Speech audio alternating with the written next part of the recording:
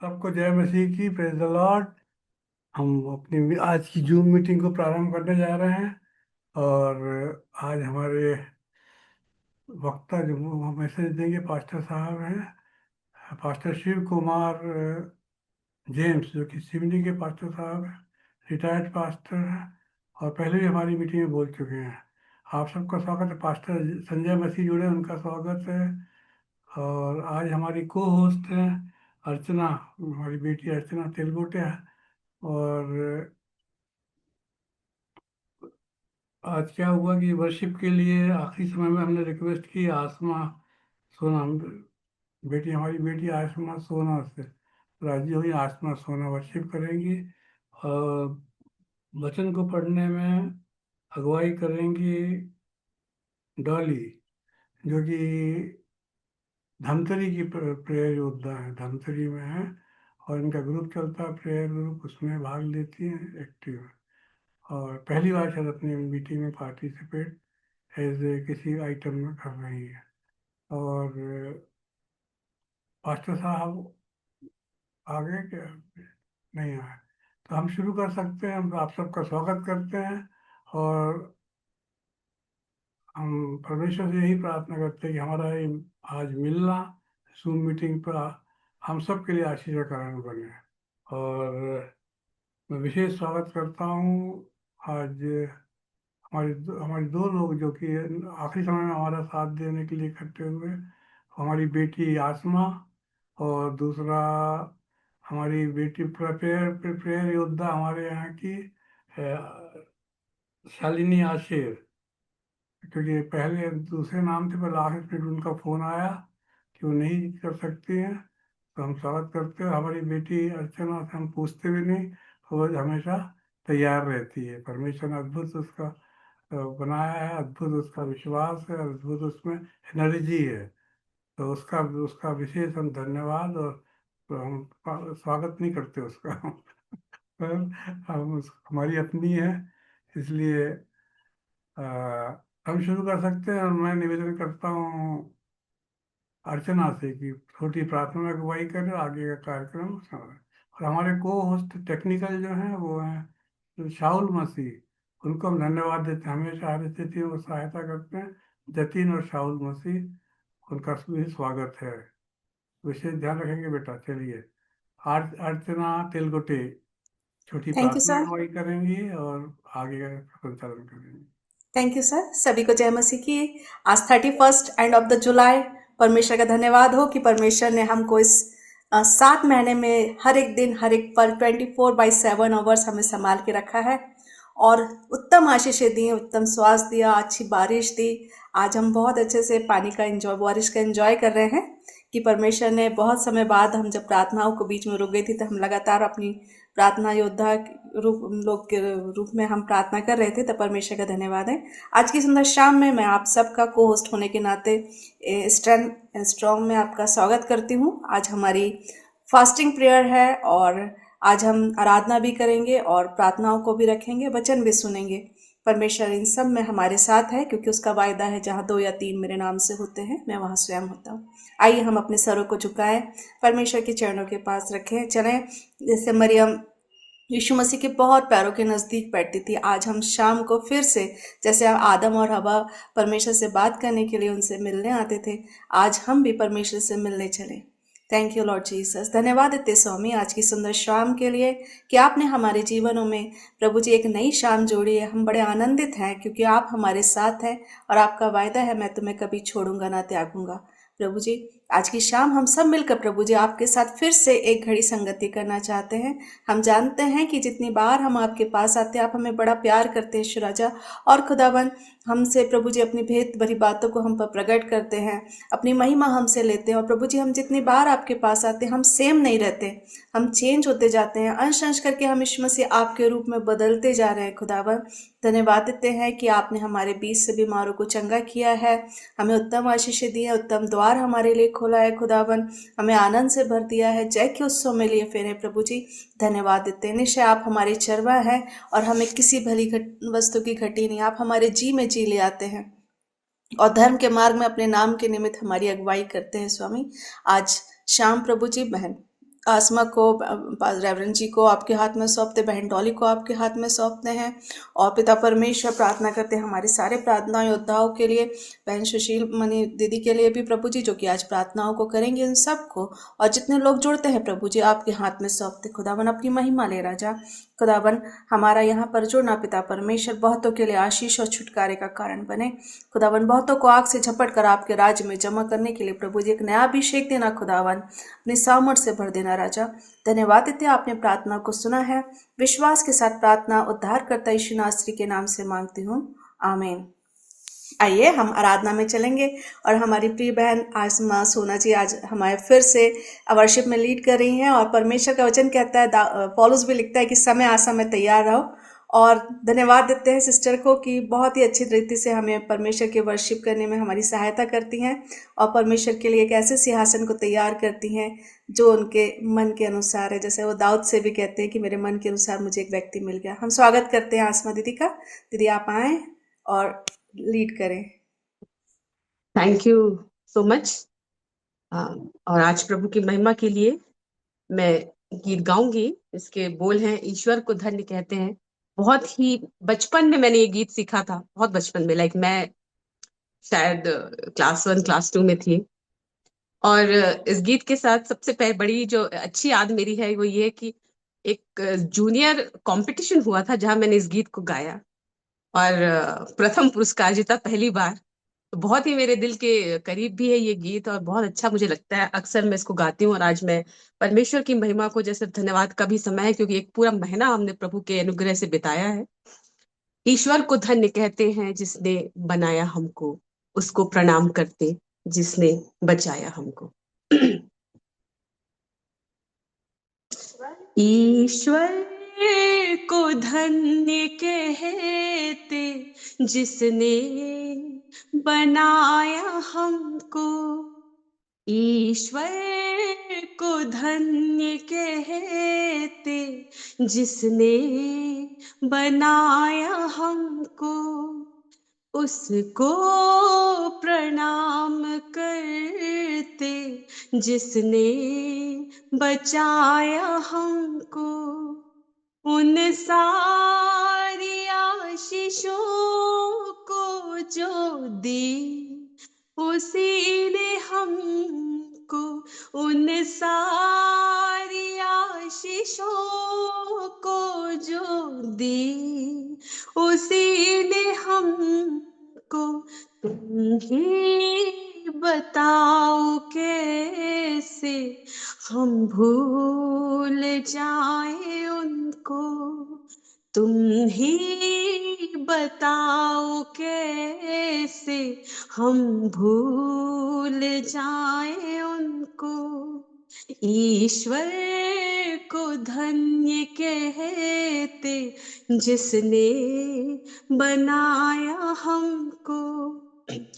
तूफान कैसे उठते जीवन के सागरों में, तूफान कैसे उठते जीवन के सागरों में, गर ईशु उनको डांटे थम जाएंगे क्षणों में, गर ईशु उनको डांटे थम जाएंगे क्षणों में। ईश्वर को धन्य कहते जिसने बनाया हमको, उसको प्रणाम करते जिसने बचाया हमको। ईश्वर को धन्य कहते जिसने बनाया हमको। एक और गीत है, बहुत ही कॉमन गीत है, आप सभी परिचित होंगे। आओ हम यहोवा का धन्यवाद करें, अपने सारे हृदय से वंदना करें। आओ हम यहोवा का धन्यवाद करें, अपने सारे हृदय से वंदना करें। आओ हम यहोवा का धन्यवाद करें, अपने सारे हृदय से वंदना करें, उसके फाटकों में स्तुति करें और ललकारे, उसके फाटकों में स्तुति करें और ललकारे, जिसने बनाया हमें वो है हमारा धाम, जिसने दी हमको श्वास वो है हमारा उद्धार, उसकी हो जय जय हो आराधना, वो है सबों का प्रधान, उसकी हो जय जय हो आराधना, वो है सबों का प्रधान। आओ हम यहोवा का धन्यवाद करें, अपने सारे हृदय से वंदना करें। आओ हम यहोवा का धन्यवाद करें, अपने सारे हृदय से वंदना करें, उसके फाटकों में स्तुति करें और ललकारे, अपने सारे तन मन से हम उसकी महिमा करें, वो है शिफा और नज़ार, उसकी प्रशंसा करें, अपने सारे तन मन से हम उसकी महिमा करें, वो है शिफा और नज़ार, उसकी प्रशंसा करें, वो है जग का त्राता और तारनहार, उसकी हो जय जय सदा, वो है जग का त्राता और तारनहार, उसकी हो जय जय सदा। आओ हम यहोवा का धन्यवाद करें, अपने सारे हृदय से वंदना करें। आओ हम यहोवा का धन्यवाद करें, अपने सारे हृदय से वंदना करें, उसके फाटकों में स्तुति करें और ललकारे, उसके फाटकों में स्तुति करे और ललकारे, उसके फाटकों में स्तुति करे और ललकारे।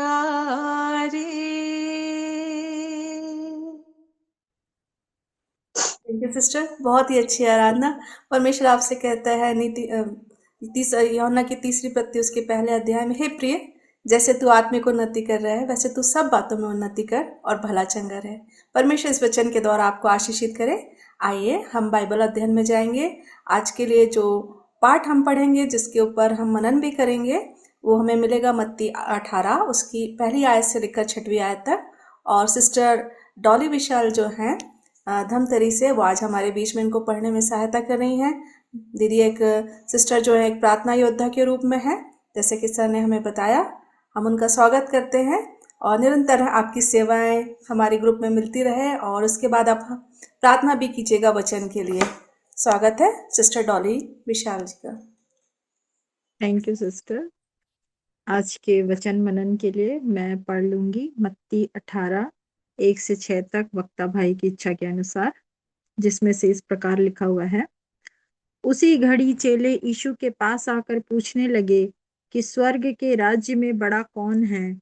इस पर उसने एक बालक को पास बुलाकर उनके बीच में खड़ा किया और कहा, मैं तुमसे सच कहता हूँ, यदि तुम ना फिरो और बालकों के समान ना बनो तो स्वर्ग के राज्य में प्रवेश करने नहीं पाओगे। जो कोई अपने आप को इस बालक के समान छोटा करेगा वह स्वर्ग के राज्य में बड़ा होगा, और जो कोई मेरे नाम से एक ऐसे बालक को ग्रहण करता है वह मुझे ग्रहण करता है। पर जो कोई इन छोटों में से जो मुझ पर विश्वास करते हैं एक को ठोकर खिलाए, उसके लिए भला होता कि एक बड़ी चक्की का पाट उसके गले में लटकाया जाता और वह गहरे समुद्र में डुबाया जाता। परमेश्वर इस वचन पे आशीष दे। आइए हम प्रार्थना करें। धन्यवाद धन्यवाद धन्यवाद जीवते और सामर्थ्य परमेश्वर पिता, एक बार फिर से प्रभु जी इस शाम के समय में हम आपके चरणों के निकट में आते हैं प्रभु। हम आपका हृदय से धन्यवाद करते हैं प्रभु, इस मीठी संगति को जो आपने हमारे जीवन में दिया प्रभु। प्यारे पिता, हम आपका धन्यवाद करते हैं प्रभु जी कि इतने दिनों तक आपने हमें सुरक्षित रखा प्रभु जी। और प्रभु, आज की इस मीठी संगति को देने के लिए प्रभु जी हम आपका धन्यवाद करते हैं। जितने भी लोग इस मीटिंग में आए हैं प्रभु, आप उन्हें आशीष दीजिए प्रभु, और जो किसी कारणवश नहीं भी आ पाए हैं प्रभु, आप उन्हें भी आशीष दीजिए पिता। हम वक्ता भाई के लिए भी प्रार्थना करते हैं प्रभु जी कि आप उनसे बोलिए और बातचीत करिए प्रभु जी। और जो वचन आज वो हमें सुनाते हैं प्रभु जी, होने दीजिए पिता परमेश्वर की उन वचनों पे हम मनन करने वाले हो सके प्रभु। ये नहीं कि हमने आज सुना और कल हम भूल गए, लेकिन पिता परमेश्वर उन वचनों को हमारे हृदय में बैठने दीजिए पिता परमेश्वर। प्यारे प्रभु, हम अपने हृदय को इन वचनों के लिए खोलते हैं पिता परमेश्वर, और विनती और प्रार्थना करते हैं प्रभु कि ये वचन हमारे जीवन में फल लाने वाला हो सके पिता। हमारे जीवन को देख के प्रभु जी आपके नाम की महिमा होने पाए प्रभु जी। प्यारे पिता, ये चीज हमारे लिए संभव नहीं है प्रभु जी, लेकिन आपके लिए संभव है प्रभु। प्यारे पिता, हम अपने आप को आपके हाथों में सौंप देते हैं प्रभु, क्योंकि पिता परमेश्वर आप जो आज हमें मन्ना खिलाने जा रहे हैं प्रभु जी, ये कोई ऐसा वैसा नहीं है प्रभु, लेकिन पिता परमेश्वर ये आपका जीवित कलाम है पिता परमेश्वर, जो आज हम सुनने जा रहे हैं प्रभु। हम धन्यवाद देते हैं पिता परमेश्वर कि आपने ये अवसर हमारे जीवन में दिया प्रभु जी। ऐसे कितने लोग हैं पिता जो इस समय को यूं ही मोबाइल देखने और टीवी देखने में बर्बाद करते हैं, लेकिन प्यारे प्रभु जी हम सब ने अपने आप को यहाँ पे इकट्ठा किया प्रभु, इसके लिए हम आपका हृदय से धन्यवाद करते हैं प्रभु। आपने हम सब के मन में ये डाला पिता परमेश्वर की एक छोटी संगति हर फ्राइडे को होने पाए प्रभु। ये समय आपने हमारे लिए मुकर्रर किया प्रभु, इसके लिए हम आपका हृदय से धन्यवाद करते हैं। सारी बातों के लिए पिता हम आपको महिमा और आदर देते हुए इस दुआ को आपके नाम से होकर मांगते हैं, आमीन। आमीन। Thank you sister. प्रभु जी आपको बहुत ऐसे इस्तेमाल करे। और परमेश्वर का वचन इस प्रकार से कहता है कि जो परमेश्वर से प्रेम करते हैं, परमेश्वर ने उनके लिए ऐसी वस्तु रख छोड़ी जो उनके चित्त में नहीं चढ़ी और उनकी आंखों में नहीं दिखी। इस वचन के द्वारा परमेश्वर आपको आशीषित करे। आइए हम वचन में जाएंगे। हमारे बीच में रेवरेंड शिव कुमार जेम्स जी है, उनका हम स्वागत करते हैं। हम उनके द्वारा निरंतर बच्चा परमेश्वर के वचन के द्वारा अनुग्रहित हो रहे हैं और परमेश्वर का वचन हमसे बोल रहे और बातचीत कर रहे हैं। वो एक रिटायर्ड पास्टर हैं जो कि सिवनी से रिटायर हुए हैं, मगर उनकी सेवाओं को अभी भी दे रहे हैं। निश्चय हम मसीह में कभी भी बुजुर्ग नहीं होते या कभी हम रिटायर नहीं होते। जब चाहे परमेश्वर के लोग तैयार होते हैं। हम उनका स्वागत करते हैं। आज जो वचन वो लेकर आ रहे हैं उसका जो शीर्षक है वो है स्वर्ग के राज्य में बड़ा कौन है। परमेश्वर के बुक में मत्ती और जो यूहन्ना और लूका है, तीनों में ही स्वर्ग का राज्य और परमेश्वर के राज्य दो विषय में लिखा गया है। तो स्वर्ग राज्य और परमेश्वर के राज्य दोनों में कोई अंतर नहीं है। मत्ती जब भी वर्ड यूज कर रहा है वो स्वर्ग का राज्य इस्तेमाल कर रहा है, और वहाँ पर स्वर्ग के राज्य की तुलना हम बहुत सारी बातों से देख सकते हैं। जैसे कि स्वर्ग का राज्य उस समुद्र में डाले गए जाल के समान है, उस खमीर के समान है, उस खेत के समान है। इस प्रकार से तो आज हम ये देखेंगे कि स्वर्ग के राज्य में बड़ा कौन है। हम स्वागत करते हैं रेवरेंड शिव कुमार जी का। सर आए, वेलकम आपको। तो आपको बहुत बहुत धन्यवाद अच्छे स्वागत के लिए, अच्छी लीडिंग के लिए। परमेश्वर पिता का धन्यवाद हो। बेटी आसमा के लिए भी मैं शुक्रगुजार हूँ, जिन्होंने बहुत अच्छी आराधना के गीत गा करके हम सबकी अगुवाई की है। प्रभु बेटी को बड़ी आशीष दे। बहन डॉली के लिए भी हम शुक्रगुजार है कि उन्होंने मध्यस्थता की प्रार्थना की और हम सब के लिए आशीष को मांगा है। खुदावन उस बहन को भी बड़ी आशीष दे और उनकी सेवकाई में उन्हें बहुत आयत से इस्तेमाल करे।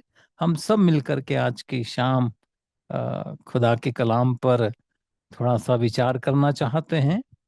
और ये बात तो है कि बहुत सी मसीहत में परंपराएं हैं और हम उसको मानते हैं, पर यह है कि बहुत सारी बातें हमारे पास में सेकंड हैंड है। सेकंड हैंड का मतलब जैसे क्या कहना चाहिए, किसी की द्वारा से हमने सुना, हमने सीखा और उसको फिर हमने फॉलो किया और फिर हम उसमें बढ़ते भी गए। ये अच्छा है, इसमें कोई बुराई दिखाई नहीं देती है, परंतु नुकसान जो है वो हमारा व्यक्तिगत तौर पर आत्मिक जीवन के अंदर में होता है। वो इसलिए क्योंकि पौलुस की वो बात मुझे बहुत अच्छी लगती है, और उसने जो साफ साफ गलातियों की पत्री के अंदर में कहा है कि जो सुसमाचार मैं सुनाता हूँ वो किसी मनुष्य से मुझे प्राप्त नहीं हुआ, और ये सुसमाचार मनुष्य का सा भी नहीं है, बल्कि ये सुसमाचार मुझको यीशु मसीह के प्रकाशन से मिला है।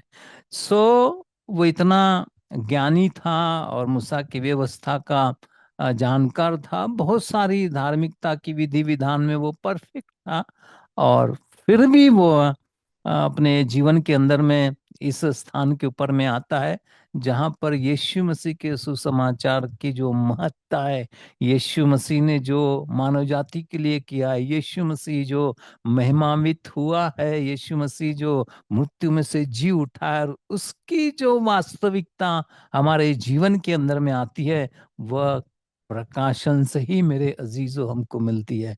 अर्थात यीशु मसीह स्वयं पवित्र आत्मा के द्वारा से हमको आ रहे ऊपर में वह सच्चाई जो युगों से छिपी हुई है, वह सच्चाई जो जीवन के इतना लंबी आयु उत्पन्न करने के बाद, पढ़ाई लिखाई करने के बाद, बहुत सारी बातों में हम बुद्धिमान और अच्छे संस्कार पाने के बाद भी कुछ छिपी हुई सी होती है। और जब वो सच्चाई आत्मिक जीवन के अंदर में या हमारी आत्मा में प्रकट होती है, तो मेरे अजीजों वह ज्ञान हमको बहुत ऊंचे के ऊंचे पर उठा करके ले जाता है। और यही मेरा आज का मैं परंपरागत प्रीचिंग नहीं करने जा रहा हूं, बल्कि कुछ बात जो मत्ती रची सुसमाचार उसके 18वें अध्याय के अंदर में है, और वहां मैं एक बालक के विषय में सोच रहा था, और जो बातें मैंने सीखी या जो बातें मुझे समझ में आई वो मैं आपसे बांटना चाहता हूं। और मुझे मालूम है कि ये बात जो मैं शेयर करूंगा शायद वो हमारे दिल और दिमाग में उतनी उतने स्थान भी ना पाए, हो सकता है उतनी अच्छी भी ना लगे, थोड़ा सा अटपटा सा भी लग सकता है। क्यों? क्योंकि हम एक परंपरागत जो बातें हम सीखते चले आ रहे हैं उसी में इतने ज्यादा घुल मिल गए हैं कि कुछ भी नई चीज जो है वो हमें थोड़ा सा पचती नहीं है।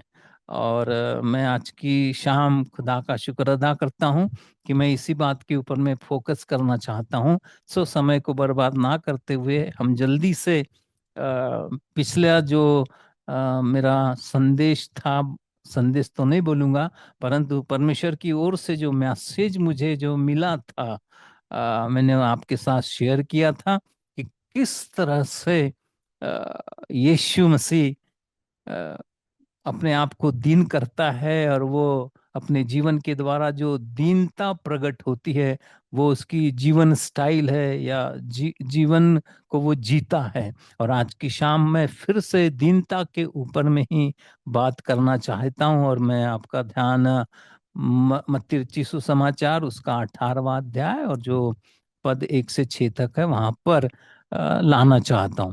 यहाँ पर स्वर्ग के राज में सबसे बड़ा कौन? यीशु मसीह से चेले पूछने लगे, और इसी प्रकार से हमको मरकुस रची सुसमाचार 9वां अध्याय 33 और 37 भी मिलता है, जहां पर चेले लड़ते हैं या वाद विवाद करते हैं, कहते हैं हम में से बड़ा कौन।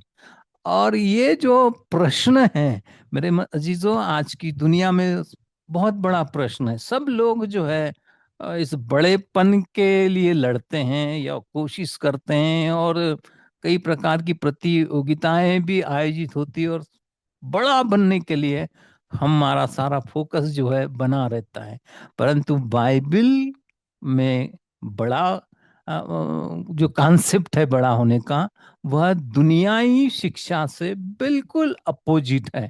आज देखेंगे हम कि ऐसे लोग जो जीवन में सक्सेसफुल होते हैं या किसी बड़े काम को कर जाते हैं, उनका स्वागत, उनका मान सम्मान, उनकी बहुत सारी बातें उस सक्सेसफुल होने की वजह से या बड़ा काम करने की वजह से उनको ऊंचाई के ऊपर में उठाया जाता है। और कोई बुराई हमको नहीं दिखाई देती और उसे हम बुरा भी नहीं कह सकते हैं, और एक परिपाटी है सो चलती चली आ रही है।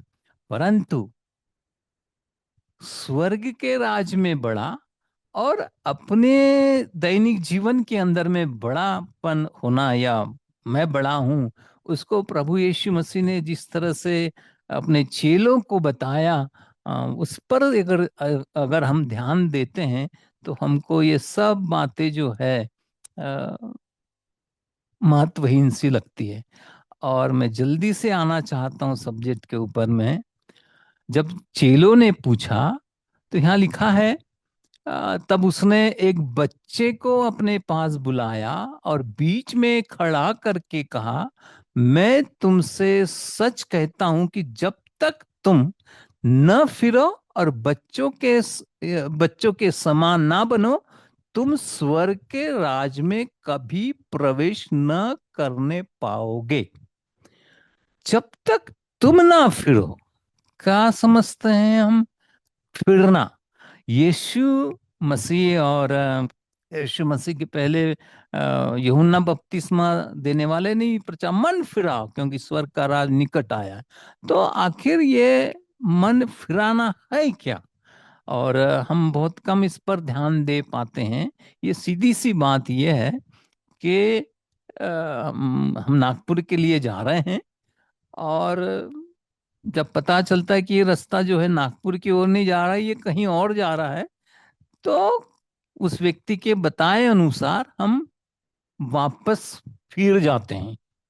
और इसे ही जीवन की सच्चाई को मालूम होने के बाद, एक वास्तविकता सामने आने के बाद, एक सत्य को जानने के बाद मनुष्य फिरता है। और मेरे अजीजों, आज की शाम प्रभु यीशु मसीह भी कहते हैं, जब तक तुम ना फिरो और बच्चों के समान ना बनो, तुम स्वर्ग के राज में कभी तुम न फिरो और बच्चों के समान ना बनो, तुम स्वर्ग के राज में कभी प्रवेश नहीं करने पाओगे। सो प्रश्न मेरे सामने ये उठा कि आखिर बच्चे का उदाहरण प्रभु यीशु मसीह ने क्यों दिया? बच्चे के अलावा और भी तो बहुत सारी बातें इस दुनिया के अंदर में हैं।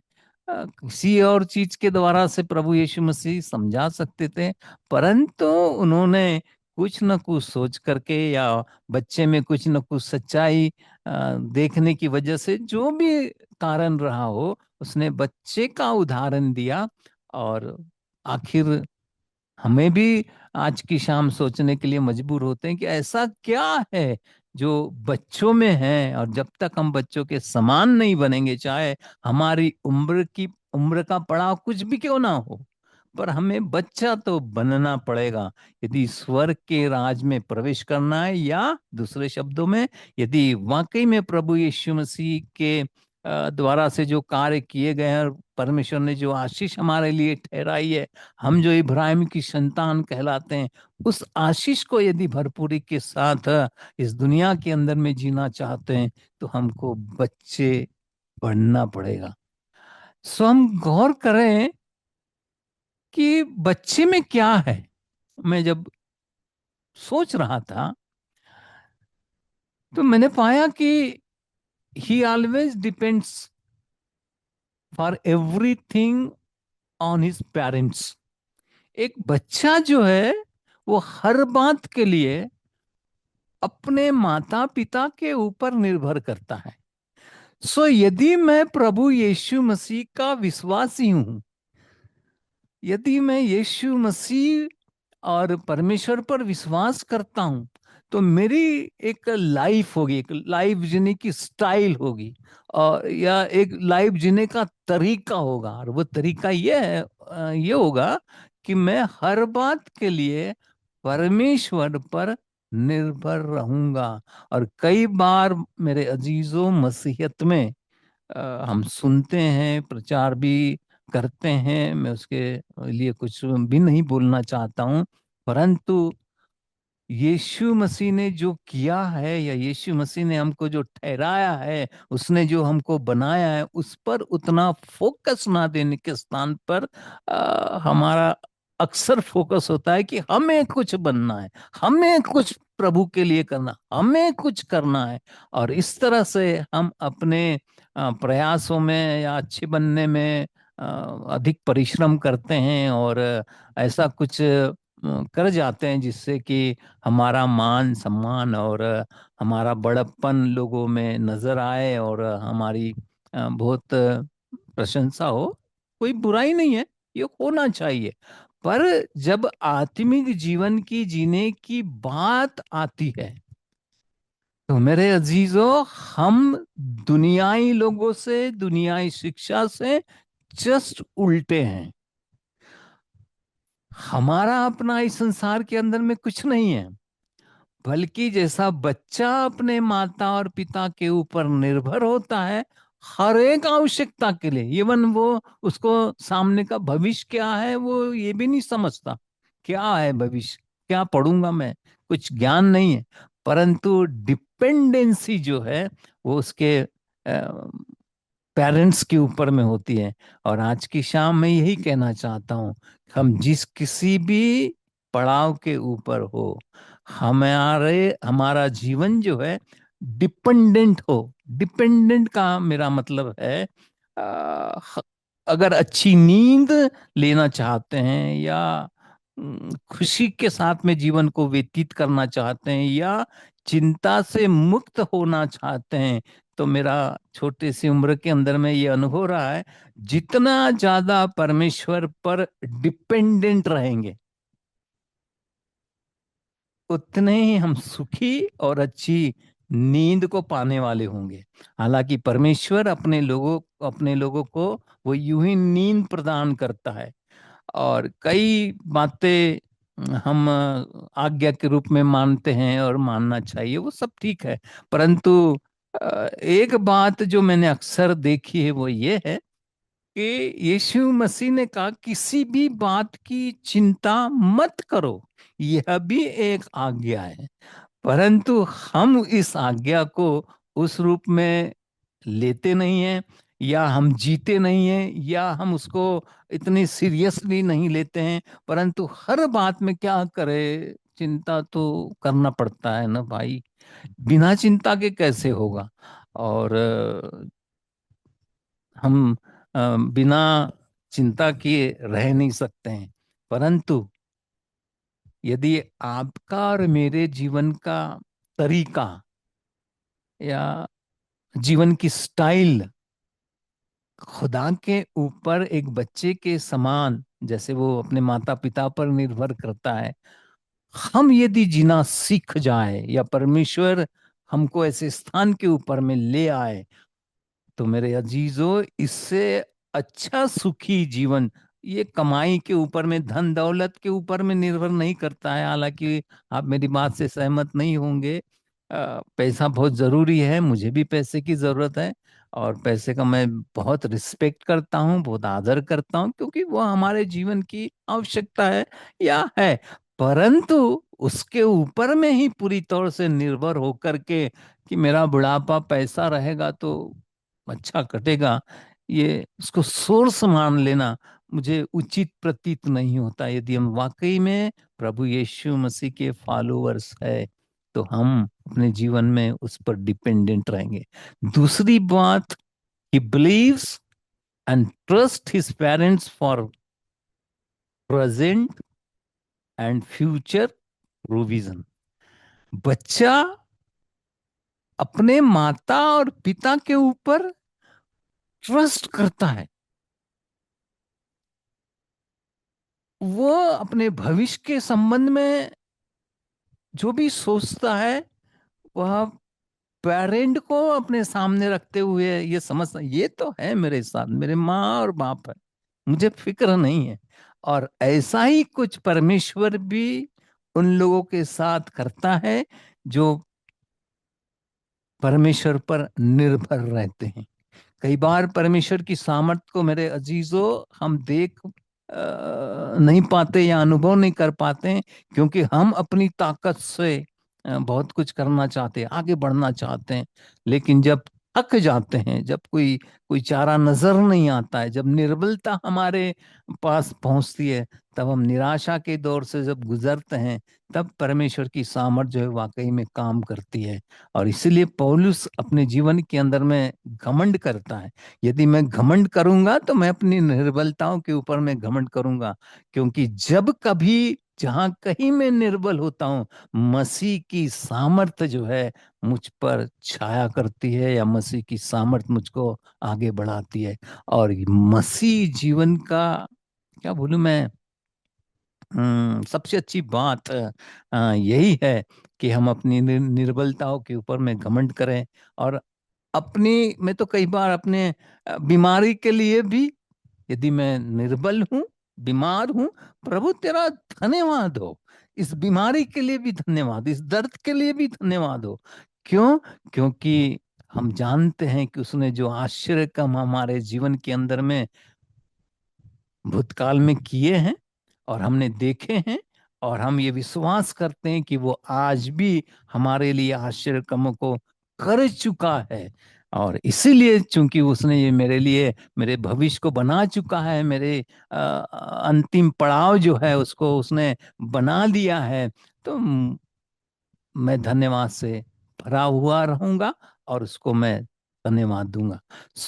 कई बार चिंता हमको अपने प्रोविजन की भी आती है कि हमारा क्या होगा। धार्मिकता इसमें नहीं है धर्म के काम हम कर ले, हम बड़े धार्मिक होंगे, लोग इसी को स्पिरिचुअल समझते हैं। परंतु स्पिरिचुअलिटी का जो संबंध है अ, वो आत्मा से है।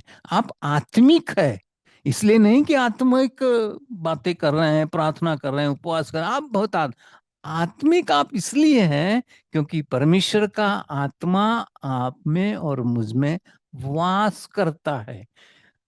रोमियो की पत्री के अंदर में लिखा है, यदि परमेश्वर का आत्मा जिसने मसीह को मृत्यु मृत्यु में से जिलाया है, यदि वह तुम में वास करता है, तो तुम शारीरिक नहीं आत्मिक हो। और ये वाली बात मानना और उसको चलना या उसको अनुसार अपने जीवन को व्यतीत करना आज की शाम बहुतों को बहुत मुश्किल लगेगा कि परमेश्वर का आत्मा मुझ में वास करता है, परमेश्वर का आत्मा मुझ में वास करता है। और जब ये कन्फेशन और ये रियलिटी जब मेरे अजीजों, मेरे और आपके जीवन के अंदर में आती है, तब कई बातें जो है वो यूं ही समाप्त होती और एक दिलेरी आती है। जब बीमारी के बिस्तर के ऊपर में पड़े होते हैं, हमको मालूम है, हम जानते हैं कि उसके कोड़े खाने के द्वारा मैं चंगा हुआ हूं। मैं दवाइयां लेता हूं, दवाइयां अपने स्थान पर है, पर दवाई मेरी सोर्स नहीं है। मेरा सोर्स, मेरा विश्वास जो प्रभु यीशु मसीह पर है, उसने जो कार्य पिता की ओर से किया है, उसके कारण परमेश्वर की आशीष मेरे ऊपर में है। और मैं जानता हूं कि दर्द है, लेकिन परमेश्वर ने पहले ही उसे ठीक किया हुआ। मुझे याद आता है इब्राहिम की वह घटना, जब इसहाक को बलिदान करने के लिए लेके चला। अब आप सोच के देखिए एक पिता होने के नाते कि आपका बेटा, मेरा बेटा, जो जिसको मैं बलिदान करने के लिए लेके जा रहा हूं, वो मुझसे पूछे, पिताजी आग भी है, लकड़ी भी है, सब कुछ तो दिखाई दे रहा है, परंतु वो मेमना कहाँ है जिसको हमें बलि करना है। 22वें अध्याय के अंदर में आप पढ़ेंगे उत्पत्ति के, तो वहां मिलता है इब्राहिम अपने बेटे को जवाब देता है, बेटा इसका प्रबंध परमेश्वर करेगा। और यही बात जो उसने परमेश्वर पर विश्वास की, उस प्रबंध के ऊपर में विश्वास किया, यही बात उसके लिए धार्मिकता गिनी गई और वो धर्मी ठहराया। सो आज की शाम भी वो केवल कहानी किस्से नहीं है, प्रचार नहीं है, बहुत अच्छा संदेश की बात नहीं है, ये रियलिटी की बात है, ये वास्तविकता की बात है, ये सच्चाई की बात है। और चूंकि ये सच है मेरे अजीजों, तो मैं तो उसमें रहूंगा, मैं तो उसमें जीऊंगा, मैं तो उसमें कल्पना करूंगा, और जो भी विपरीत परिस्थितियों में से गुजरना भी पड़ेगा, तो परमेश्वर की जो सच्चाई हम जान चुके हैं, हम जानते हैं, मैं उसको जीऊंगा। और इसलिए हम मसीह लोग, जो हमारे पास जीवन है, वो साधारण जीवन नहीं है, केवल कहने वाला जीवन नहीं है। यीशु मसीह ने कहा, मैं आया हूं और इसलिए आया हूं ताकि तुम जीवन पाओ, और ना केवल जीवन पाओ परंतु बहुतायत का जीवन पाओ। जब सुबह उठते हैं, हम अपने मुंह से अंगीकार करें, हम प्रार्थना करें बहुत सारी चीजों के लिए कि ऐसा हो जाए, वैसा हो जाए, वो हो जाए, ठीक है, धन्यवाद दे, सब ठीक है। परंतु मेरे अजीजों, ये बात कहना कि तू मेरा पिता है और मैं तेरी संतान हूं, और तेरी ओर से मैं इस बात को अंगीकार करता हूं कि तू मेरा परमेश्वर है।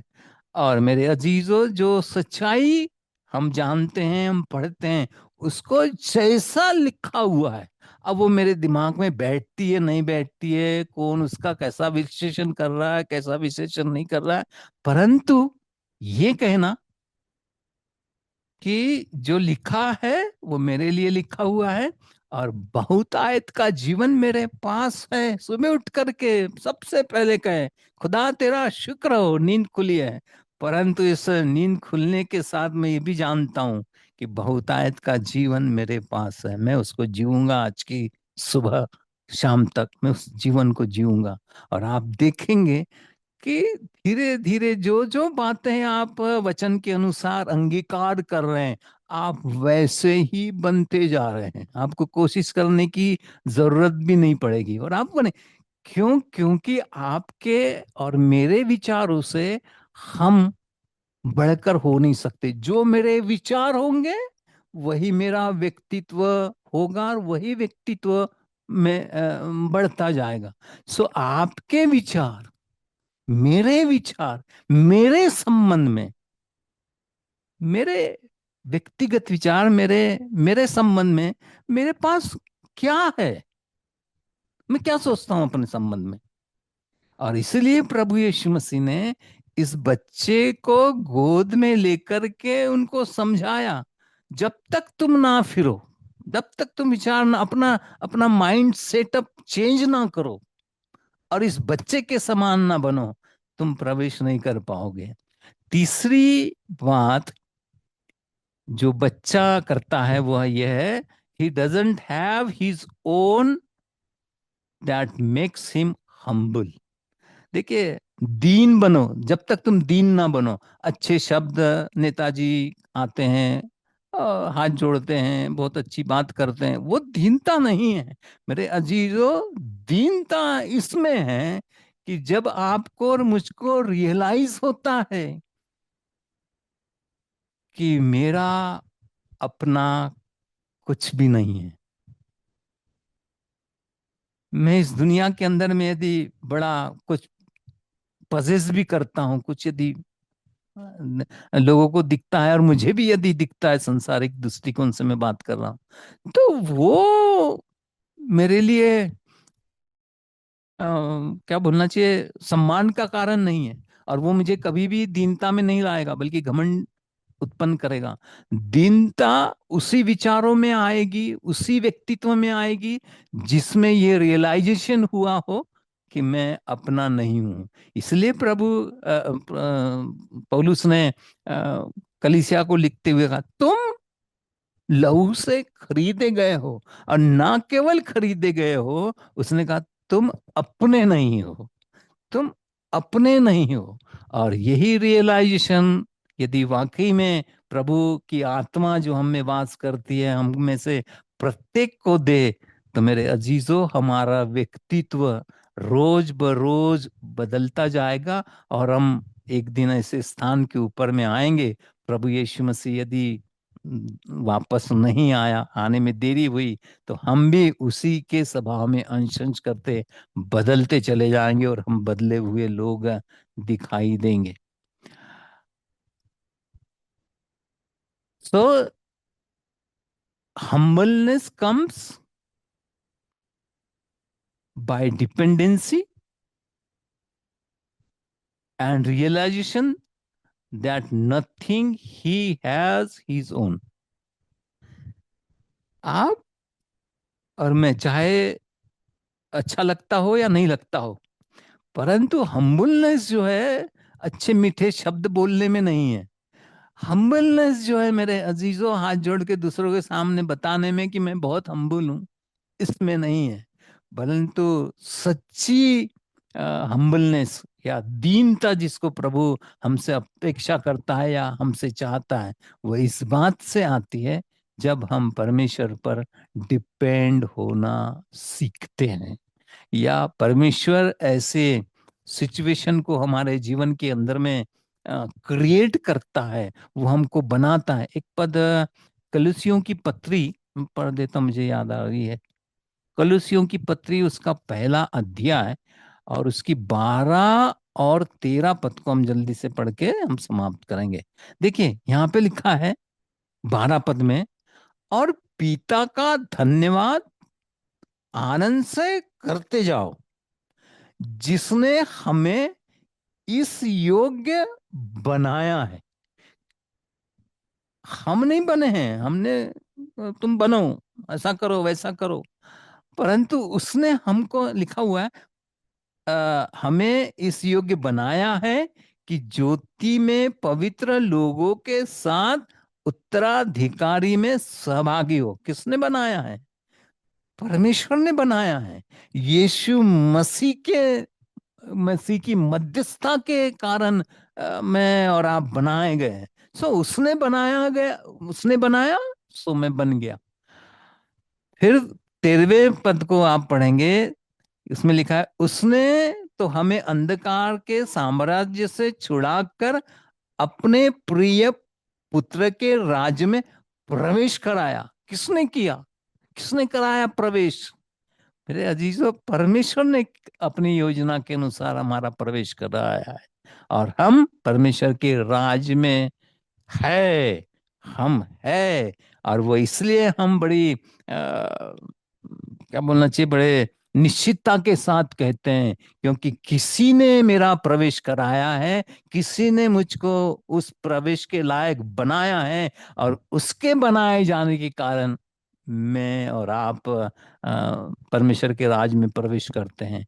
परंतु ये विचार हमारे मन को एक्सेप्टेबल नहीं होंगे, हमारे चित्त को एक्सेप्टेबल नहीं होंगे। पर मैं एक ऐसी दुनिया जिसका मैं बयान कर रहा हूं, मेरे अजीजों, वहां पर ये सच्चाई है, ये सच है कि मुझे याद आता है कुम्हार मिट्टी को सानता है, गिल्ली करता है, चक्के के ऊपर में वो बर्तन का रूप देता है, और जैसा रूप उसके दिमाग में वो ठानता है, वैसा ही उस माटी को बना करके मेरे अजीजों बर्तन का रूप देता है। सो परमेश्वर ने ये बात इस्राएल के लिए कही थी, और आज भी हम जो उसकी आत्मा से पैदा हुए हैं, हम जो उसके द्वारा से जन्म लिए हुए हैं, उसने हमको बनाया है, हम एक्सेप्ट करें। और इसलिए मैं अक्सर बोलता हूं कि आप right believing will produce right living. हम राइट लिविंग के ऊपर तो बहुत प्रचार भी करते हैं, सिखा राइट लिविंग होना चाहिए, पर मेरे अजीजों, जब तक हमारा राइट बिलीव नहीं होगा, सच्चा विश्वास नहीं होगा, सच्ची सोच नहीं होगी, हमारी मेंटालिटी प्रभु के वचन के अनुसार बनेगी नहीं, या हम एक्सेप्ट नहीं करेंगे, हम कभी भी कितनी भी कोशिश कर ले, हम नहीं बनेंगे। सो आज की शाम में टाइम हो रहा है, यहीं रुकना चाहूंगा। जो परमेश्वर ने हमको बनाया है उसको स्वीकार कीजिए। मैं भजन संहिता 39 में बहुत अच्छा लगता है, आप जब अकेले रहें और खास करके जब बिस्तर पर पड़े हुए अकेले में, तब उसको पढ़िए। वहां पर लिखा हुआ है, मैं अपनी माता के गर्भ में मेरे अंग रचे गए।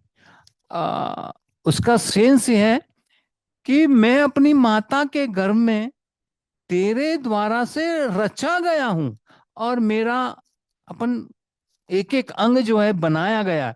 अच्छा होगा कि उस पदों को हम पढ़ ही ले अक्षरशः। देखिए 139 साम, 139 अध्याय भजन संहिता का, और 13 और 14 पद। 13 में लिखा है, क्योंकि तूने मेरी भीतरी अंग को बनाया है। कई बार डॉक्टर डायग्नोज नहीं कर पाते हैं, या सही दवा हमको नहीं मिल पाती है, किसी भी कारण से उनकी भूल हो जाती है, नहीं कर पाते ठीक से, अज्ञानतावश जो भी कुछ हो, तो दवाई काम नहीं करती है। और ऐसी हालात में जब आप अपने संबंध में सोचने लगो, क्योंकि तूने मेरे भीतरी अंग को बनाया है, तूने मुझे माँ के गर्भ में रचा है।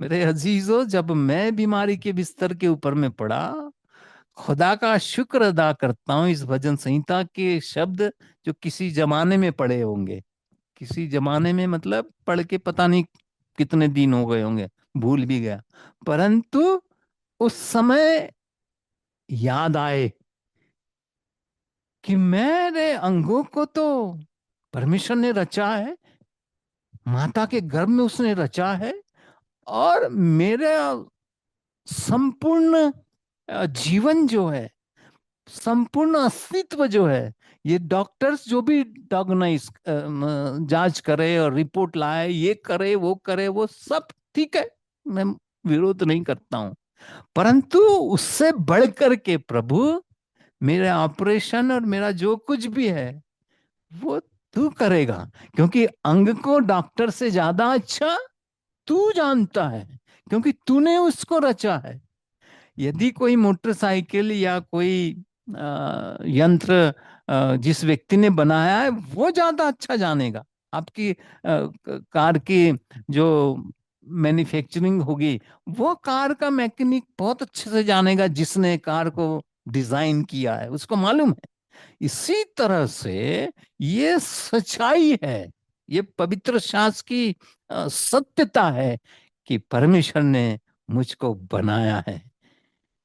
फिर लिखा है 14 में, मैं तेरा धन्यवाद करूंगा, इसलिए नहीं कि मुझे आशीष मिले, इसलिए नहीं कि बहुत पैसा आ जाए, प्रभु बड़ी आशीष मुझको दे। अरे मैं तो धन्यवाद इसलिए करूंगा क्योंकि मैं भयानक और अद्भुत रीति से बनाया गया हूं। भयानक, कभी सोच करके देखिए कि हम कैसे बनाए गए हैं। हम बहुत ज्ञानी हैं इस दुनिया के अंदर में, परंतु हम एक्सप्लेन नहीं कर सकते मेरे अजीजों कि मेरा हृदय कैसे धड़क रहा है, कैसे हो रहा है। हम बता सकते हैं हाँ ऐसा ऐसा पंप कर रहा है वैसा, पर हम देख नहीं सकते कैसे चल रहा है, और वो 24 घंटे चल रहा है। मैं भयानक रीति से बनाया गया हूं। सो परमेश्वर के छोड़ मुझे और आपको कोई नहीं जानता है। सो ये डिपेंडेंसी जो बच्चों का उदाहरण देकर के प्रभु यीशु मसीह ने दी, मेरे अजीजों, हमारी जिंदगी के अंदर में दीनता को और नम्रता को लेकर के आती है। और परमेश्वर जब नम्रता की बात अपने वचन के अंदर में इतिहास की पुस्तक में कहता है, तो वो इसी प्रकार की दीनता के संबंध में कहता है। जब मेरे लोग दीन बने, जब मेरे लोग नम्र बने, मैं उनकी प्रार्थना को सुनूंगा। मेरे अजीजों, परमेश्वर की सच्चाई को स्वीकार करके जीवन को जीना, उसका एक अलग महत्व है, एक अलग आनंद है, एक अलग दुनिया है। और धन्य है वे लोग जिसको परमेश्वर ने उस दुनिया के अंदर में प्रवेश कराया है। काश कि परमेश्वर हम सबके आत्मा की आंखों को ज्योतिर्मय करे आज की शाम, और हम देखने पाए कि उसने हमको क्या बनाया है और उसका हम धन्यवाद करें। आइए हम अपने सरों को झुकाएं, परमेश्वर को धन्यवाद दे। और आज की शाम मेरे दिल में आ रहा है कि हम अपने शरीरों के लिए, खासकर हम अपने शरीर के लिए, हम अपनी बॉडी के लिए खुदा का शुक्र अदा करें, क्योंकि हम अद्भुत रीति से बनाए गए हैं। हम आर्टिफिशियल अंग बना सकते हैं, परंतु ओरिजिनल जो परमेश्वर ने बनाया है, हमारी अपनी माता के घर में रचा है, वो साइंस चांद पे चले जाए, कुछ भी कर ले, मुझे नहीं लगता कि वो बन सकता है। केवल खुदाई उसको करता है। इसीलिए आपने कई बड़ी बड़ी और रॉबर्ट जैसे लोगों की सेवा में सुना होगा कि उसका अंग नए तरीके से बन गया। किडनी खराब हो गई थी, डॉक्टर ने जवाब दे दिया था, परमेश्वर के दासों ने प्रार्थना करी और प्रार्थना के द्वारा कहा कि इसकी नई किडनी बने, और मेरे अजीजों वो क्रिएट हुई। ऐसी गवाहियां मैंने कई लोगों से सुनी है और कई लोगों के जीवन के अंदर में देखी है। हमारे ही कंपाउंड के अंदर में एक ऐसी बहन, जिसको डॉक्टर ने नागपुर में मैक्स हॉस्पिटल में बिल्कुल बोल दिया था कि किडनी खराब हो गई है, 7-8 लाख रुपए खर्च हुए, पर दुआएं करी और आज इतनी अच्छी है कि कोई कह नहीं सकता कि ये किडनी इनकी खराब रही होगी, जबकि बिस्तर से उठ नहीं पाती थी। सो ये खुदा बड़ा अद्भुत काम करता है। और वाकई में धन्यवाद, क्या क्या मेरे पास शब्द नहीं है कि मैं किन शब्दों में खुदा के उस आश्चर्य कर्म के और उसके जो उपकार हमारे जिंदगी के ऊपर में हुए उसका वर्णन करूं। इसलिए दाऊद का भजन संहिता मुझे बहुत अच्छा लगता है। वो कहता है, मैं क्या करूंगा, तेरे उपकारों के बदले में क्या दूंगा, क्या दूंगा मैं। वो बोलता है, मैं अपने दोनों हाथों को उठाकर तेरा धन्यवाद करूंगा। और इससे बढ़कर के आराधना या जो कुछ भी आप बोले, कि परमेश्वर की कुदरत को रियलाइज करना, उसके उपकारों को, और अपने दोनों हाथों को उठा करके परमेश्वर को धन्यवाद देना, इससे बढ़ करके कुछ भी नहीं है। और इसीलिए पौलुस कहता है, आराधना में जब जाओ तो अपने दोनों पवित्र हाथों को उठाकर, वो पवित्र हाथों को बोलता है। हो सकता है कि हम अपने मन में सोचे कि हम कैसे पवित्र हो सकते हैं, हम तो ऐसे हैं। यीशु मसीह के खून से बढ़ कर के मेरे अजीजों कोई चीज नहीं है। यदि उससे आप धुले हैं, यदि आप उसके लहू पर विश्वास करते हैं, उसने आपको धोया है, तो आप पवित्र है और शुद्ध है। आप कई बार हमारी क्रिश्चियनिटी जो है मिक्सड अप होती जा रही है।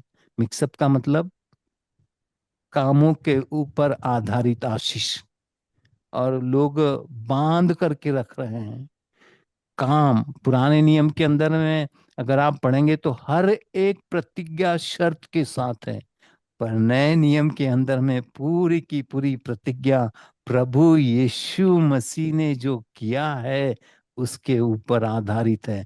मैं बड़ा अच्छा व्यक्ति नहीं हूं, पर क्या करें, खुदा ने जो प्यार किया है और उसने जो बनाया है और उसके कारण, उसकी मध्यस्थता के कारण परमेश्वर ने जो वाचा बांधी है, उसके खातिर हम बनाए गए हैं। सो हम क्या कहें, हम यही कहेंगे, खुदा तेरा शुक्र हो।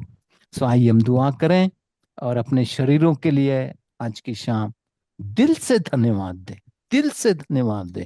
और आपको मालूम पड़ेगा कि यदि शारीरिक रीति से दुर्बलताएं हैं, शारीरिक रीति से कमजोर है, उम्र कोई मायने नहीं रखती है खुदा की ताकत के आगे। वो तो कहता है कि जो लोग यहोवा की बाट जो होते हैं वो काब के समान बूढ़े होने पर भी कहना चाहिए वो जवान दिखाई देंगे। और उम्र तकाजा हो सकता है, पर परमेश्वर की निगाहों में कोई मायने नहीं रखता।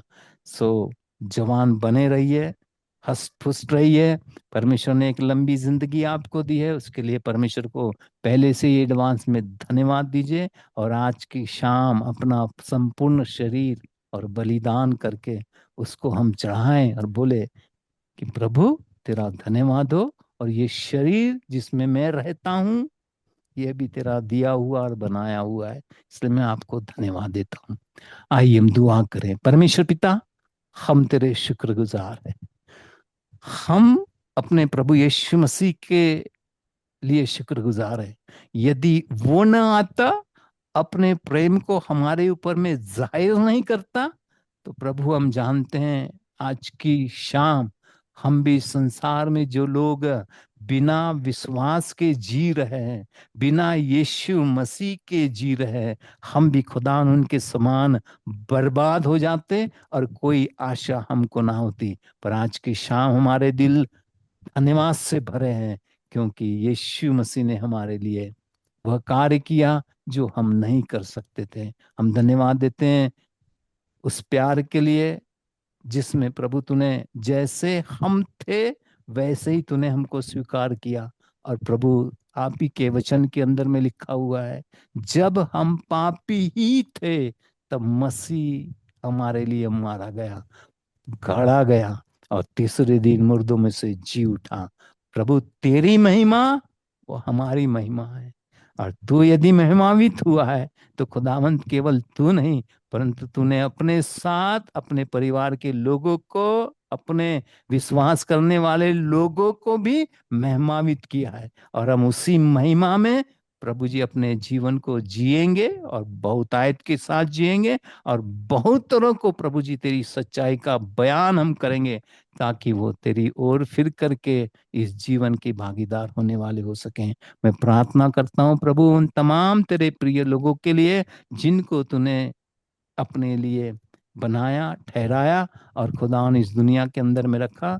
बहुतायत की आशीष दे, अपने लोगों को संभाल और ऐसी ऊंचाई के ऊपर में ले चल जहां पर दूसरे लोग देख करके खुदावन तेरे विषय में पूछने वाले होंगे। हमारे दृष्टिकोण को देख करके प्रभु दूसरे लोग पूछने वाले होंगे। ऐसा अनुग्रह हम में से प्रत्येक के जीवन के ऊपर में हो, यही हमारी दुआ है। आज की शाम फिर से हम अपने आत्मा, प्राण, शरीर और संपूर्ण भविष्य को आपके सुरक्षित हाथों में सौंपते हुए इस विनती और प्रार्थना को हम आपके बेटे यीशु के नाम से मांगते हैं। आमीन और फिर आमीन। सो बहुत बहुत धन्यवाद। सबको जय मसीह की। प्रभु आप सबको आशीष दे। आमीन। थैंक यू सर, रियली बहुत ही ब्लेसेड वचन था आज का। और आज सीखने पाए हम कि किस प्रकार से अगर मन फिराने के लिए कहा है, तो आपने बताया कि अगर हम नागपुर जा रहे हैं और गलत रास्ते पे जा रहे हैं, तो किसी ने कहा कि हम गलत रास्ते पे, तो हमें वहाँ पे लौट आना है। और स्वर्ग के राज्य में बड़ा कौन, तो एक बालक के समान हमें बनना है। और जैसा हमारा विश्वास होगा परमेश्वर वैसे ही हमारे लिए काम करेंगे, और हमें बालक के समान दीन और नम्र बनना। बहुत ही अच्छी बात आपने हमें सिखाई है।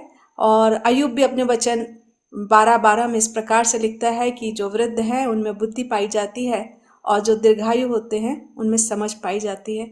आज आपकी बुद्धि और समझ के द्वारा हमने, और आपके एक्सपीरियंस के द्वारा आज हमने बहुत कुछ सीखा। परमेश्वर आपको बहुत ऐसे आशीषित करे और निरंतर अपनी महिमा और सेवा के लिए इस्तेमाल करें। आइए हम प्रार्थना में जाएंगे, और आज के लिए हम धन्यवाद की प्रार्थना करेंगे सिस्टर दोनों प्रार्थना सुशील मणि तिमोती के साथ। नहीं, शालिनी अलबट करेंगे। जी शालिनी अच्छा, अलबट शालिनी अल्बर्ट मैडम जुड़े हुए और हैं। अर्चना पारिक, 2 लोग, अर्चना पारिक मैडम भी आ गए। तो जी अच्छा शालिनी अलबट पहले करेंगी, अर्चना पारिक दूसरी। अर्चना पारिक, शालिनी अलबट। जी, शालिनी मैडम आप जुड़े हैं? Shalini Albert madam. ठीक है। अर्चना अर्चना सबको जय पारेख मैडम। मसीह की। जी sister, yes, praise the Lord. Praise the Lord. मेरी आवाज आ रही है? हाँ जी, वेरी क्लियर। प्रार्थना करिएगा, विशेषकर आज धन्यवाद की प्रार्थना करिएगा सारी बातों के लिए, और वचन के लिए pastor reverend Sushil Kumar James जी के लिए प्रार्थना करिएगा। यही दो विषयों के लिए प्रार्थना करिएगा। उसके बाद अर्चना पारेख मैडम आगे और प्रार्थना करेंगी। आप प्रार्थना कर लीजिए दोनों विषय के लिए।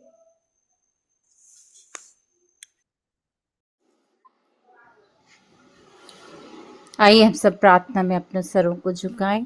हमारे महान जीवित सर्व सामर्थी पिता, आपके धन और उत्तम नाम को हम महिमा देते प्यारे प्रभु जी, और धन्यवाद देते प्यारे पिता परमेश्वर कि आपने हमें जीवन दिया, जीवन के आशीषों को दिया और इस माह के अंतिम दिन में प्रवेश करने का मौका दिया। प्यारे प्रभु जी, आपने हमारे जीवन की रखवाली की प्यारे प्रभु जी, और पिता परमेश्वर हमारी आंखों को आंसू बहाने से, पैर को ठोकर खाने से और प्राण को नाश होने से बचाया प्यारे प्रभु जी। हम अपने जीवनों का और इस माह का समर्पण आपके चरणों में देते हैं प्यारे प्रभु जी, क्योंकि आप ही वो परमेश्वर हैं जो जीवन को हर एक पल हमारे हृदय में डालते हैं प्यारे प्रभु जी। क्योंकि मनुष्य घास के समान है, घास सूख जाती है और फूल मुरझा जाता है प्यारे प्रभु जी, लेकिन आपका वचन के द्वारा आप हमें प्रतिदिन संभालते हैं और बातचीत करते हैं प्यारे पिता परमेश्वर, और अपने आत्मा को हमारे हृदय में डालते हैं, जिसके द्वारा हम श्वास को लेने पाते। पिता, आपके धन्य और उत्तम नाम को हम महिमा महिमा महिमा देते प्यारे प्रभु जी। धन्यवाद देते हैं हर एक बातों के लिए। धन्यवाद देते हैं आज के हमारे इस मीटिंग के संचालक प्यारे प्रभु जी प्रोफेसर ब्राउन सर के लिए पिता, जिन्होंने इस मीटिंग को जूम के माध्यम से हम सब के लिए अरेंज किया है प्यारे प्रभु जी, और आपका बड़ा अनुग्रह आंटी और अंकल पर हुआ है प्यारे प्रभु जी, जिसके माध्यम से हम आपके वचनों को और एक सुंदर संगति को करने पाते हैं। आपका अनुग्रह, आप अपने दास और दासी को बहुतायत की आशीष प्रदान करें प्यारे प्रभु जी, और प्यारे पिता आपका आत्मा इस बुजुर्ग अवस्था में भी उन्हें संभाले भजन 92 के अनुसार प्यारे प्रभु जी।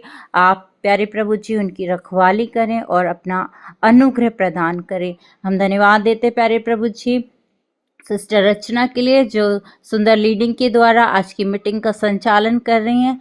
प्रतिदिन उन्होंने अपने जीवन को आपकी ओर लगाया है, और निश्चय पिता परमेश्वर आप अपने आत्मिक अभिषेक में उन्हें बढ़ाए लिए चल रहे हैं। हम आपके नाम का धन्यवाद देते हैं और बहन के लिए प्रार्थना करते प्यारे प्रभु जी, और भी अपने अभिषेक में बढ़ाएं, अपने बुद्धि और ज्ञान और विवेक में बढ़ाएं, ताकि बहुतों की आत्मा को आप के राज्य में लाने का बहन कारण हो। प्यारे प्रभु जी, हम धन्यवाद देते हैं आज की सुंदर वर्शिप के लिए जो सिस्टर आसमा सोना के द्वारा की गई। प्यारे प्रभु जी, आपने उस आराधना को ग्रहण किया है प्यारे प्रभु जी। अपनी बेटी को बहुतायत की आशीष प्रदान करें और उनकी सारी मनोरथों को आप पूरा करें।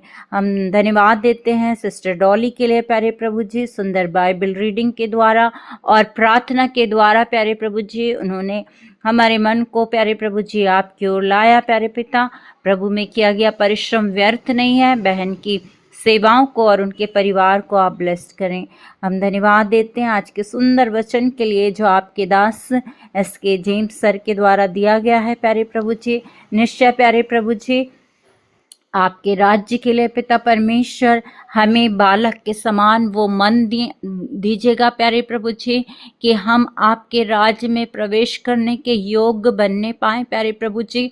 वो दीनता का मन, वो डिपेंड होने का आत्मा प्यारे प्रभु जी, किस पिता परमेश्वर जब हम अपने आप को पिता परमेश्वर निर्बल पाते हैं तो एक ही है जो हमें संभालता, वो हमारा यीशु मसीह है। ऐसा भरोसा और विश्वास प्यारे प्रभु जी, ऐसा निर्भर होना प्यारे पिता हमने आज के वचन के द्वारा सीखा है प्यारे प्रभु जी। जब सचमुच में पिता परमेश्वर हम उन दशाओं में जाते हैं प्यारे प्रभु जी, जब हमारा शरीर स्वयं कहता है कि तुम सरवाइव नहीं कर पाओगे, लेकिन प्रभु का आत्मा हमें कहता है मत डर, मैं तेरे साथ हूँ, यहाँ वहाँ मत ताक, क्योंकि मैं तेरा परमेश्वर हूँ, मैं तुझे संभालूंगा, मैं तुझे दृढ़ करूंगा। प्यारे प्रभु जी, उस आत्मा के लिए और उस वचन के लिए हम धन्यवाद देते हैं प्यारे प्रभु जी, क्योंकि जब जब हम निर्बल होते हैं तब तभी आपका आत्मा हमें सामर्थ को देता है। प्यारे प्रभु जी, आपका वचन कहता है कि अपने आप को दीन करो तो वो तुम्हें श्रोमणी बनाएगा। प्यारे प्रभु जी, हम सबों ने आज के सुंदर वचन को जो आपके दास के द्वारा सीखा है प्यारे प्रभु जी, हम दीन और नम्र बने, पूरी तरह से निर्भर हों और बालक के समान आप जो हमारे स्वर्गीय पिता है उनकी समीपी में आए, क्योंकि वही हमारे जीवन का करता है। हम आपके इस वचन के लिए कोटि कोटि धन्यवाद देते हैं, क्योंकि जो ऊपर से आता है वो सबसे उत्तम होता है। अपने दास को अच्छा स्वास्थ्य दें, उनकी मिनिस्ट्री को आशीषित करें प्यारे प्रभु जी, और अपनी महिमा के लिए पिता आप उन्हें बहुतायत से इस्तेमाल करें। प्रेमी पिता परमेश्वर, हम धन्यवाद देते हैं प्यारे प्रभु जी हर एक बातों के लिए प्यारे पिता जो आपके अनुग्रह से हमें मिली है। अच्छी वर्षा के लिए हम धन्यवाद देते हैं, इस जूम प्लेटफॉर्म के लिए धन्यवाद देते हैं, यहाँ उपस्थित सब भाई बहनों के लिए हम धन्यवाद देते हैं प्यारे प्रभु जी, जिन्होंने अपने समय को आपके लिए दिया है प्रभु, उन्हें बहुतायत से आशीष दें, हर एक की मनोरथों को आप पूरा करें प्यारे प्रभु जी। हम में से यदि कोई दुर्बल और बीमार है प्यारे प्रभु जी, यीशु मसीह आपका वो चंगाई भरा हाथ प्यारे प्रभु जी उनके ऊपर रख दें प्यारे पिता, क्योंकि आप पहला पतरस 2:24 के अनुसार आपके मार खाने से हम चंगे हो चुके हैं। उस चंगाई को हम सबके लिए रिलीज करते हैं प्यारे प्रभु जी, और पिता प्रार्थना करते हैं हर एक को प्यारे पिता आपके विश्वास में विश्वस्त बने रहने के लिए पिता आप अपनी सामर्थ प्रदान करें। धन्यवाद देते पिता, आपने विनती को सुना है, मुक्तिदाता यीशु मसीह नासरी के नाम से विनती को मांगती हूँ, आमीन आमीन। थैंक यू सिस्टर, सुंदर प्रार्थना के लिए। आपने सभी विषय को लेकर प्रार्थना की है। परमेश्वर का वचन यिर्मयाह 20:11 के अनुसार एक भयंकर वीर के समान आपके साथ है। परमेश्वर निरंतर आपको जय के उत्सव में लिए फिरे। मैं अर्चना पारेख मैडम से रिक्वेस्ट करूंगी कि एक छोटी प्रार्थना हम अपने देश के लिए करेंगे। वर्तमान में जो परिस्थितियां हैं उसके लिए एक छोटी प्रार्थना अर्चना पारेख मैडम के साथ, और उसके बाद मैं SK जेम्स सर से रिक्वेस्ट करूंगी कि वो प्रभु की प्रार्थना और बेनेडिक्शन देने पाएंगे। जी जी, आइए हम प्रार्थना में जाएंगे। धन्यवाद जीते परमेश्वर पिता, आपके धन्य नाम को सराहते प्रभु जी, ऊंचा करते हैं प्रभु। ये सुंदर अवसर आपने हमारे जीवन में दिया प्रभु परमेश्वर कि हम आपके चरणों के निकट इस शाम के समय आने पाए प्रभु राजा। हम आपके नाम का धन्यवाद करते हैं। हम सभी मिलकर प्रभु आपकी आराधना करने पाए, आपके चरणों के निकट बैठने पाए और आपके सुंदर वचन को सुनने पाए प्रभु, जो हमारे जीवन की हर पल सुधि लेता है, अगुवाई करता है पिताजी। हम आपके नाम की महिमा करते हैं और चाहते हैं कि हम आपके वचनों के अनुयायी बने प्रभु, आपके वचन के अनुसार चलें प्रभु, न तो दाईं ओर मुड़े न बाईं ओर, लेकिन जब आपकी आवाज सुने तो हम आपके रास्ते पर वैसे ही चलने पाए जैसा आप चाहते हैं प्रभु जी। अनुग्रह कर प्रभु जी। हम आपसे विनती और प्रार्थना करते हैं अपने देश के लिए, उसकी स्थिति के लिए प्रभु, जिसे आप देख रहे हैं परमेश्वर। अनुग्रह कर प्रभु परमेश्वर पिता, हर एक प्रकार की ऐसे सताव और प्रभु परमेश्वर आपके दास भक्तों को प्रभु जी, जबकि प्रभु परमेश्वर विपरीत परिस्थितियों से गुजरना पड़ रहा है, आपके लोग प्रभु परमेश्वर जबकि इस दुख और पीड़ा से कराहते हैं प्रभु जी, आपकी सच्ची शांति उनके साथ रहने पाए प्रभु परमेश्वर, और आप उनके जीवन का उपाय करने पाए प्रभु परमेश्वर पिता, ताकि प्रभु परमेश्वर ऐसे लोग जो आपके विरोध में उठते हैं, आपके लोगों के विरोध में उठते हैं प्रभु जी, उनकी युक्तियां निष्फल होने पाए। और प्रभु जी, आप प्रभु जी उनके जीवन को प्रभु शाऊल की जैसे बदलने पाए, पौलुस में परिवर्तित करने पाए प्रभु राजा। हम ऐसे समय की आस देखते हैं प्रभु कि ऐसे लोग जो सताव को लेकर आते हैं उनका जीवन बदलने पाए प्रभु परमेश्वर। हमारे विश्व के हालात जो बुरे हैं प्रभु, उससे भी आप ही संभाल सकते हैं प्रभु, आप ही उसे बदल सकते हैं परमेश्वर पिता। हम आपकी ओर से दी हुई शांति की बाढ़ जोते हैं मेरे पिताजी। अनुग्रह कर प्रभु, सहायता कर प्रभु परमेश्वर कि हमारा आपके चरणों के निकट आना, आपकी संगति करना प्रभु जी, एक बड़े कार्य को प्रकट होने का प्रभु कारण ठहरने पाए। प्रभु सहायता और मदद कर। हाँ प्रभु राजा, हम सभी जितने आपके चरणों के निकट है प्रभु जी, हम सभी के जीवनों में कार्य कर प्रभु परमेश्वर। और प्रभु हमारे आगे के जीवन को संभाल कि हमने जो वचन सुना है उसके अनुसार हम अपने जीवन को मजबूत बनाने पाए प्रभु जी, और आपको प्रसन्न करने पाए प्रभु जी। सहायता और मदद करिए। सारी बातों के लिए धन्यवाद करते हैं। आपके धन्य नाम को महिमा देते हुए इस विनती को अपने उद्धार करता प्रभु यीशु मसीह नासरी के नाम से मांग लेते हैं। आमीन। आमीन। आमीन आमीन। आइए प्रभु की प्रार्थना करेंगे। हे हमारे पिता, तू जो स्वर्ग में है, स्वर्ग में है, तेरा नाम पवित्र तेरा नाम माना जाए, पवित्र माना जाए, तेरा तेरा राज आए, दे, तेरी इच्छा जैसे स्वर्ग में पूरी होती है होती है, वैसे इस वैसे पृथ्वी इस पर भी पृथ्वी पूरी पर हो। भी पूरी हो। हमारे दिन भर की हमारे रोटी दिन आज भर हमें की दे, रोटी हमें और जैसे दीजिए, हमने अपने अपराधियों को क्षमा किया है वैसे ही हमारे जैसे कि अपराधों को हमारे क्षमा अपराधियों करें, को क्षमा और कीजिए, हमें परीक्षा में ना लाएं परंतु बुराई से बचाएं, क्योंकि राज, पराक्रम और महिमा सदैव सदा आपके हैं। आमीन। आमीन। परमेश्वर की शांति जो सारी समझ से परे है, परमेश्वर और उनके पुत्र हमारे प्रभु यीशु क्रिस्त के ज्ञान और प्रेम में आपके हृदय और विचारों को सुरक्षित रखे, और सर्वशक्तिमान परमेश्वर पिता, पुत्र और पवित्र आत्मा की आशीष आप पर हो और आपके साथ सर्वदा रहे। आमीन। शांति से आमीन। पूर्ण होकर जाओ, प्रभु से प्रेम रखो और उसकी सेवा करो क्रिस्त के नाम में, और सब कहे आमीन। आमीन। आमीन आमीन आमीन। आमीन। Thank you. तो बहुत बहुत धन्यवाद।